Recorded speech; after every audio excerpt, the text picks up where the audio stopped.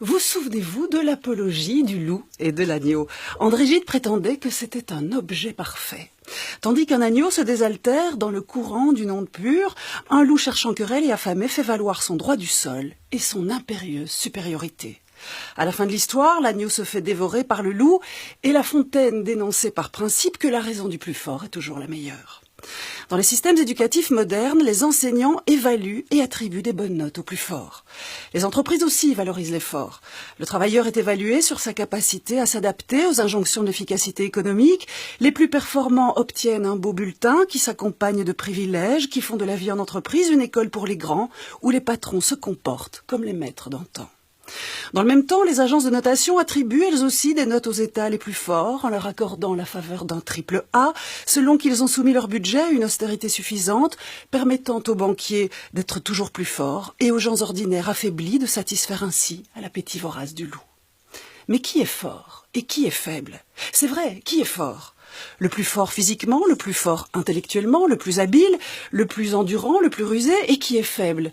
Celui qui suit, celui qui dit oui, celui qui est gentil? Le libre marché glorifie la compétition et fait la part entre les gagnants et les forts et les perdants et les faibles. Si la nature a horreur du vide, le capitalisme a horreur de l'échec.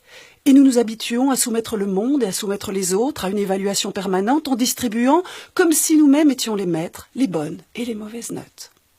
Mais existe-t-il un point de vue susceptible d'évaluer la vie? Sur une échelle de 1 à 10, où placer le curseur qui déterminerait la valeur de la vie pour le riche ou pour le pauvre, pour le champion de natation ou pour le footballeur corrompu, pour le travailleur honnête ou pour la personne sans emploi, pour le malheureux, pour le chanceux, pour l'artiste ou pour le sage? Car la vie n'est pas une entreprise, ni une banque, ni une école, encore moins une agence de notation qui administre et attribue des notes. La vie nous met sans cesse à l'épreuve et dans ce défi permanent, il arrive que les forts brusquement deviennent faibles et on appelle cela un accident. Et puis, il y a celles et ceux dont la vie entière est un accident. Quelle note, c'est-à-dire quelle valeur attribuer à leur vie?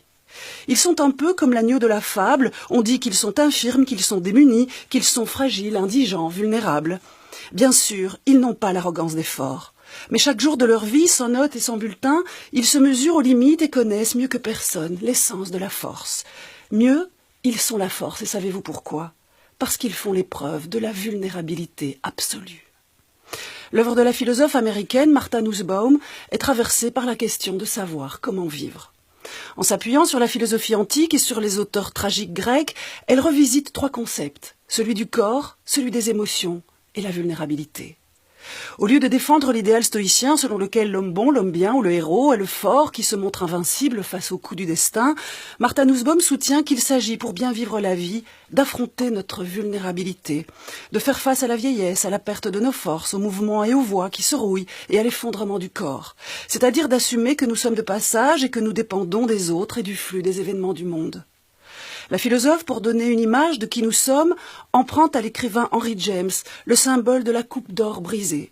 Un objet précieux, certes, mais imparfait et fragile. Dans un registre plus populaire, parlant au nom des blessés de l'existence, le slammer Grand Corps Malade déclare que si les 5 sens des faibles sont touchés, c'est un 6e qui les délivre. Bien au-delà de la volonté, plus fort que tout, sans restriction, ce 6e sens qui apparaît, dit-il, c'est simplement l'envie de vivre. Alors qui est le fort et qui est le faible? Et du cœur de l'agneau et du loup de la fable, lequel bat le plus fort? Et vous, qu'en pensez-vous?